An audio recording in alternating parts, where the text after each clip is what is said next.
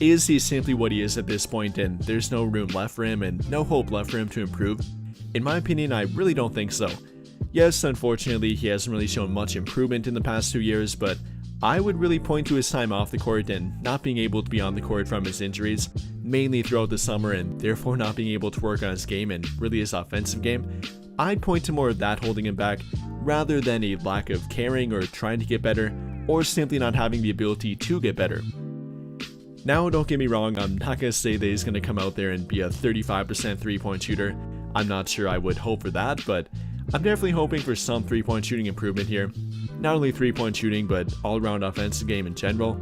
You know, hopefully getting back to his comfortability on offense like he was during the 2022-23 NBA season.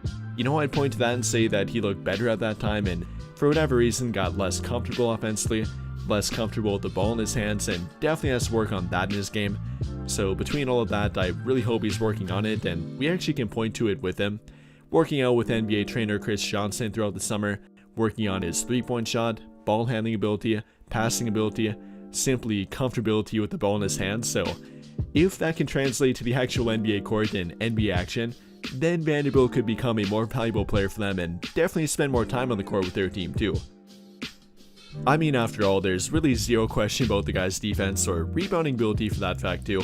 The only kind of minor one being the role they put him in and the defensive role they ask of him. I've often mentioned this and pointed to it, so I won't go on a tangent again, but that's probably the one thing I liked about Darvin Ham with Jared Vanderbilt compared to what JJ Redick has done with their team and with Jared Vanderbilt specifically. Darvin Ham letting Vanderbilt be more of that defensive pest and kind of to run mayhem on defense. Redick putting him more around the rim and defending bigger players rather than on-ball players all the time, and you can directly point to that throughout the season and really with the players he matched up with. I'm hoping he gets more back to that, and if he does, I have no question about his ability to be the elite defender that he once was for their team, take on the best matchup on the court every game no matter what player we're talking about. Vanderbilt can defend 1 through 4 on the court and therefore can match up with pretty much any player on the court other than true centers, so again, not too worried about him on defense, not worried about his rebounding ability, simply worried about his game on offense and ability to become a bit more reliable for their team. Expectation wise, I guess I'd say above 30% for their team from 3. You know, not going to expect him to knock down 2 to 3 of them per game, but hopefully around 30% overall, 30 to 33%, ideally around 35%, but not going to ask too much from him yet.